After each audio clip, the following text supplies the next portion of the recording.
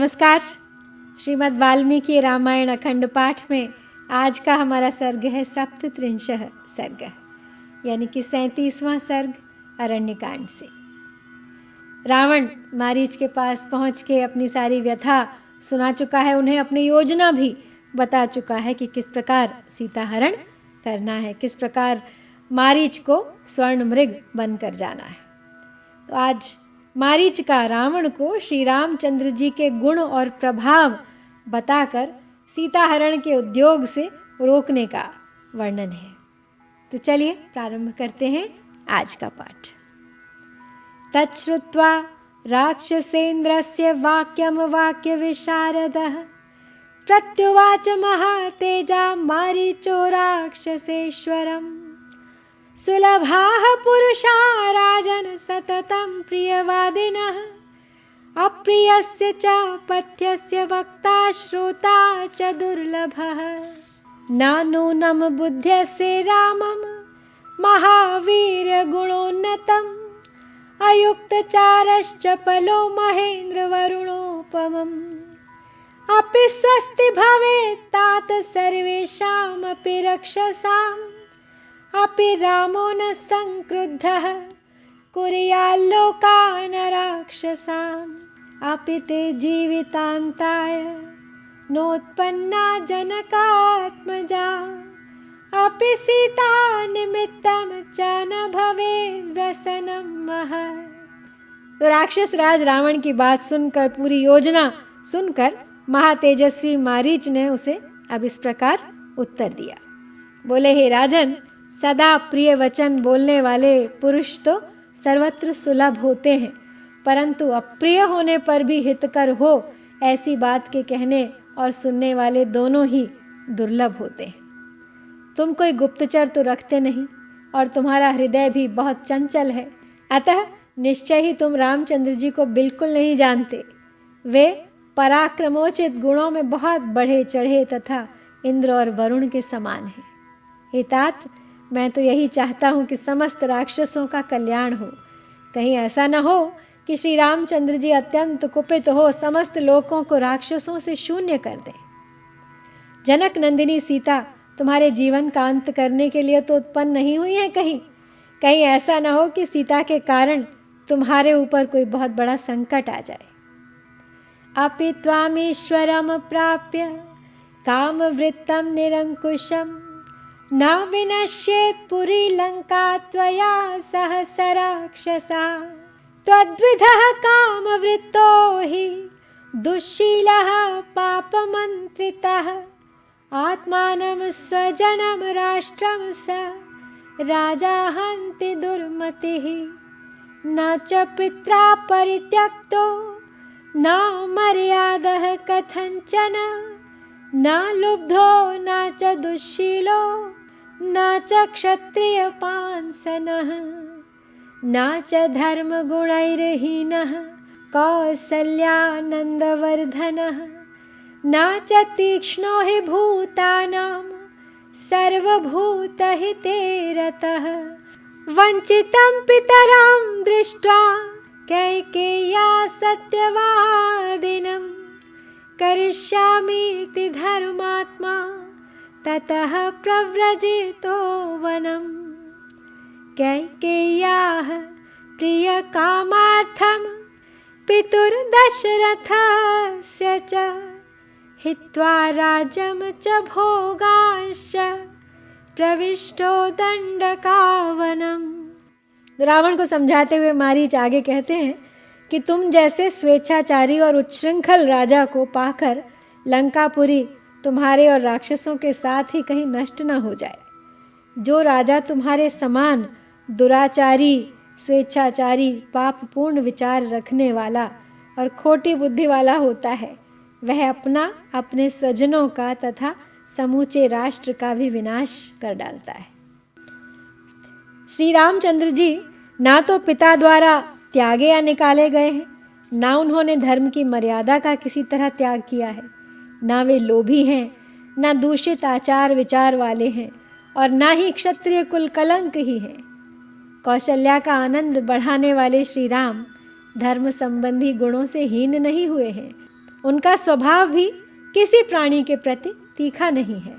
वे सदा समस्त प्राणियों के हित में ही तत्पर रहते हैं। रानी कैकेयी ने पिता को धोखे में डालकर मेरे वनवास का वर मांग लिया। यह देखकर धर्मात्मा श्री राम ने मन ही मन यह निश्चय किया कि मैं पिता को सत्यवादी बनाऊंगा, उनके दिए हुए वर या वचन को पूरा करूंगा। इस निश्चय के अनुसार वे स्वयं ही वन को चल दिए। कैकेय्याः प्रिय कामार्थं पितुर्दशरथस्य च हित्वा राज्यं च भोगाश्च प्रविष्टो दण्डकारवनम्। न रामः कर्कशस्तात् न विद्वान् न जितेन्द्रियः अनृतं न श्रुतं चैव नैव त्वं वक्तुमर्हसि। रामो विग्रहवान् धर्मः साधुः सत्यपराक्रमः राजा सर्वस्य लोकस्य देवानामिव वासवः।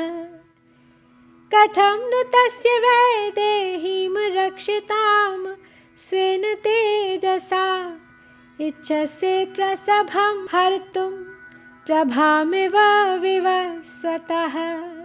शरार्चिषमनादृश्यं चापखड्गेन्धनं रणे रामाग्निं सहसा दीप्तं न प्रवेष्टुं त्वम् अर्हसि।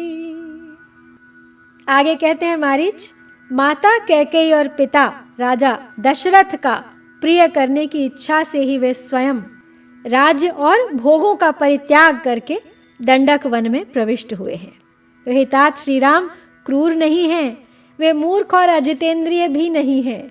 श्री राम में मिथ्या भाषण का दोष मैंने कभी नहीं सुना है, अतः उनके विषय में तुम्हें ऐसी उल्टी बातें कभी नहीं कहनी चाहिए। श्री राम धर्म के मूर्तिमान स्वरूप हैं, वे साधु और सत्य पराक्रमी हैं। जैसे इंद्र समस्त देवताओं के अधिपति हैं, उसी प्रकार श्री राम भी संपूर्ण जगत के राजा हैं। उनकी पत्नी विदेह राजकुमारी सीता अपने ही पातिव्रत्य के तेज से सुरक्षित हैं। जैसे सूर्य की प्रभा उससे अलग नहीं की जा सकती, उसी तरह सीता को श्री राम से अलग करना असंभव है। ऐसी दशा में तुम बलपूर्वक उनका अपहरण कैसे करना चाहते हो? श्री राम प्रज्वलित अग्नि के समान हैं, बाण ही उस अग्नि की ज्वाला है, धनुष और खड्ग ही उसके लिए ईंधन का काम करते हैं। तुम्हें युद्ध के लिए सहसा इस अग्नि में प्रवेश नहीं करना चाहिए।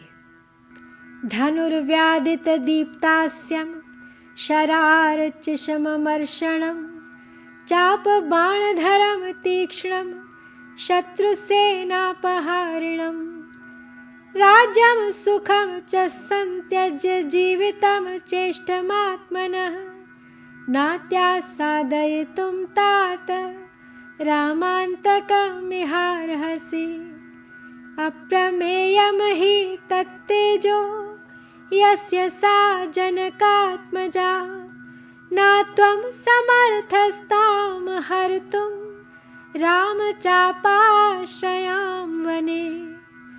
तस्य वै नरसिंहस्य सिंहोरस्कस्य भामिनी प्राणेभ्योऽपि प्रियतरा भार्या नित्यमनुव्रता।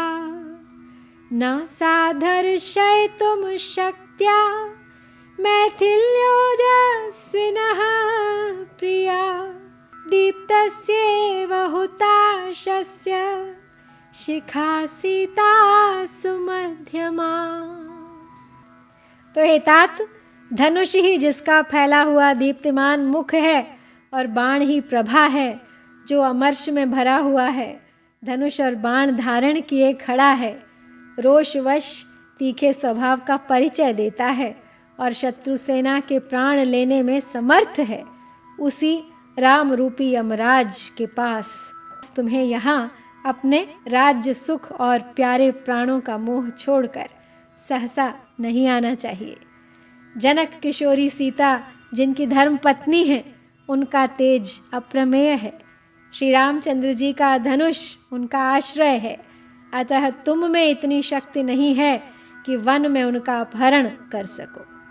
श्री रामचंद्र जी मनुष्यों में सिंह के समान पराक्रमी हैं।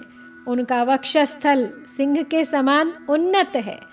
भामिनी सीता उनकी प्राणों से भी अधिक प्रियतमा पत्नी है। वे सदा अपने पति का ही अनुसरण करती हैं। मिथिलेश कुमारी सीता ओजस्वी श्री राम की प्यारी पत्नी हैं। वे प्रज्वलित अग्नि की ज्वाला के समान असह्य हैं। अतः उन सुंदरी सीता पर बलात् कुछ नहीं किया जा सकता है। मैं तुम्हें पहले भी समझा चुका हूँ हे राक्षस राज, ऐसा करना अनर्थ होगा, लंका के हित में नहीं होगा, राक्षसों के हित में नहीं होगा। किमुद्यमं व्यर्थमिमं कृत्वा ते राक्षसाधिप दृष्टश्चेत् त्वं रणे तेन तदन्तमुपजीवितम् जीवितं च सुखं चैव राज्यं चैव सुदुर्लभम् यदीच्छसि चिरं भोक्तुं मा कृथा राम विप्रियम् सा सर्वैः सचिवैः सार्धं विभीषण पुरस्कृतैः मन्त्रयित्वा सा धर्मिष्ठैः कृत्वा निश्चयम् आत्मनः दोषाणां च गुणानां च सम्प्रधार्य बलाबलम् आत्मनश्च बलं ज्ञात्वा राघवस्य च तत्त्वतः हितं हि तव निश्चित्य क्षमं त्वं कर्तुमर्हसि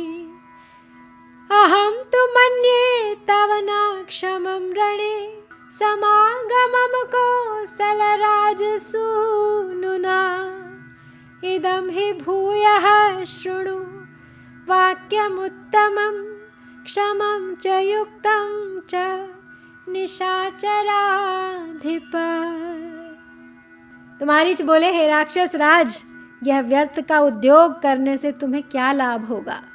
जिस दिन युद्ध में तुम्हारे ऊपर श्री राम की दृष्टि पड़ जाए उसी दिन तुम अपने जीवन का अंत समझना।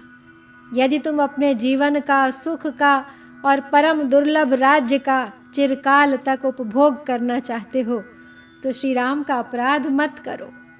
तुम विभीषण आदि सभी धर्मात्मा मंत्रियों के साथ सलाह करके अपने कर्तव्य का निश्चय करो। अपने और श्री राम के दोषों तथा गुणों के बलाबल पर भली भांति विचार करके अपनी और श्री रामचंद्र जी की शक्ति को ठीक ठाक समझ लो। फिर क्या करने से तुम्हारा हित होगा, इसका निश्चय करके जो उचित जान पड़े वही कार्य तुम्हें करना चाहिए। हे निशाचर राज, मैं तो समझता हूँ कि कौशल राजकुमार श्री रामचंद्र जी के साथ तुम्हारा युद्ध करना उचित नहीं है। अब पुनः मेरी एक बात और सुनो, यह तुम्हारे लिए बहुत ही उत्तम, उचित और उपयुक्त सिद्ध होगी। तब मारीच ने क्या शिक्षा दी है रावण को, उसे सुनेंगे हम अगले सर्ग में। इस प्रकार श्री वाल्मीकि निर्मित आर्ष रामायण आदि काव्य के अरण्य कांड में 37वां सर्ग यहाँ पूरा होता है। इत्यार्षे श्रीमद् रामायणे वाल्मीकिये आदि काव्ये अरण्य कांडे 37 सर्गः। ओम श्री सीतारामचंद्राभ्यां नमः। मेरे चैनल भारतवाणी के कथा वस्तु को पसंद करने के लिए आपका बहुत बहुत धन्यवाद। यदि नहीं किया है तो सब्सक्राइब कीजिए, लाइक कीजिए, शेयर कीजिए, अपनी प्रतिक्रिया दीजिए, कमेंट कीजिए। मेरे साथ आइए, अपनी संस्कृति से अपनी पहचान बनाइए। Let's revive the spirit of India.